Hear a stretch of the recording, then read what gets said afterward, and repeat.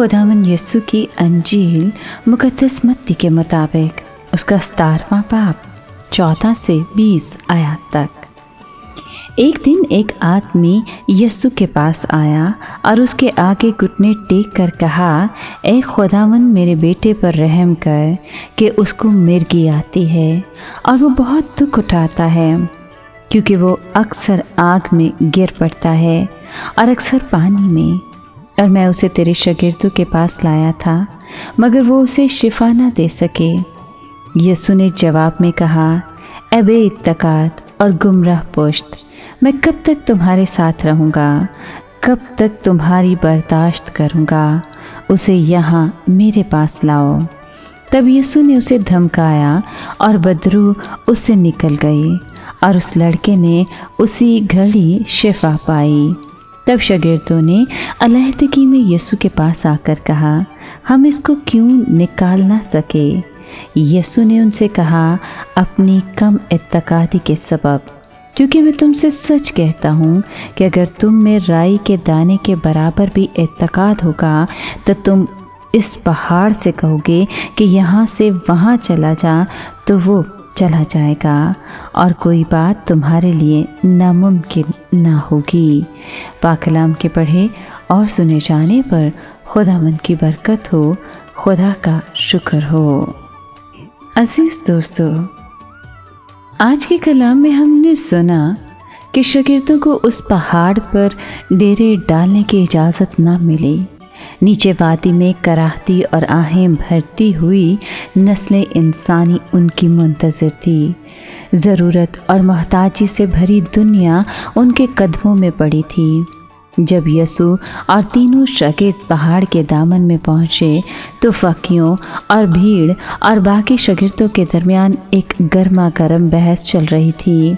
जो ही खुदावंद नजर आया, बहस बंद हो गई और भीड़ उसकी तरफ लपकी। उसने दरियाफ्त किया कि मेरे शागिर्दों के साथ क्या बहस कर रहे थे।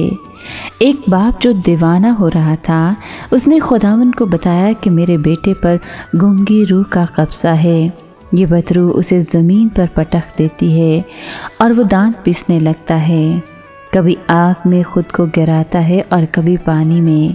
इन शदीद तशनजी दौरों के सबब से लड़का सूखता जाता है। बाप ने शागिर्दों से मदद की दरख्वास्त की थी, मगर वो बदरू को ना निकाल सके।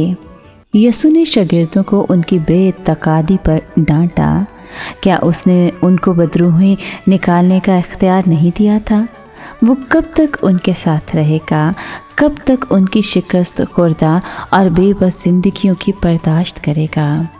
जब वो बच्चे को खुदावंद के पास लाए तो बदरूह ने उसे नहायत शदीद दौरे में मुब्तला कर दिया। खुदावंद ने लड़के के बाप से पूछा, ये इसको कितनी मुद्दत से है? बाप ने बताया, बचपन से। इन नाकहानी दौरों के बाइस वो लड़का अक्सर आग में और पानी में गिरता था। कई दफ़ा तो मौत से बाल बाल बचा था। अब बाप मिन्नत करने लगा कि अगर तू कुछ कर सकता है तो हम पर तरस खाकर हमारी मदद कर। ये दिल को चीर देने वाली पुकार और फरियाद थी, जिसके पीछे बरसों की मायूसी और नाउमीदी कार फरमा थी। यीशु ने वाज़े किया कि यहाँ मेरी शिफा देने की कुदरत का सवाल नहीं, बल्कि बाप के ईमान लाने का सवाल है। जो इत्तकात रखता है उसके लिए सब कुछ हो सकता है। जिंदा खुदा पर ईमान हमेशा अजर पाता है। उसके लिए कोई काम भी मुश्किल नहीं। बाप ने ईमान और बेइत्तकादी का वो मिला जुला अमल दिखाया जो हर ज़माने में खुदा के लोगों के तजर्बे में आता है। खुदावंद, मैं इत्तकाद रखता हूँ, तो मेरी बेइत्तकादी का इलाज कर। हम ईमान रखना चाहते हैं, लेकिन अपने आप को शकूक से भरा हुआ पाते हैं। हम अपने बातन के इस गैर माकूल तज़ाद से नफ़रत करते हैं, मगर महसूस करते हैं कि हमारी जद्दोजहद ला हासिल है।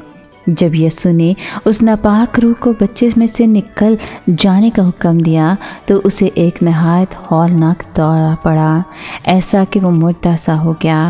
निजात दहिंदा ने उसका हाथ पकड़कर उसे उठाया और सही सलामत बाप के सुपुर्द किया।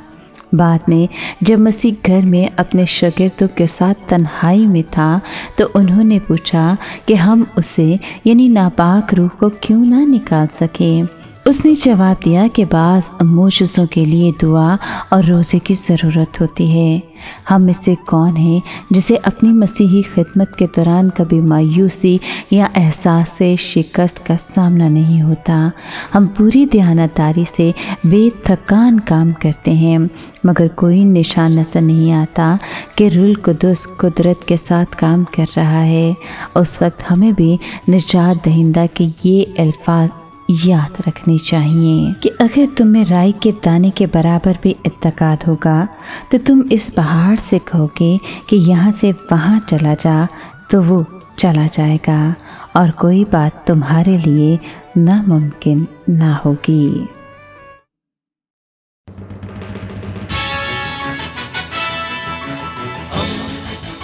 دوستی کا پیغمبر ریڈیو ویریتاس ایشیا۔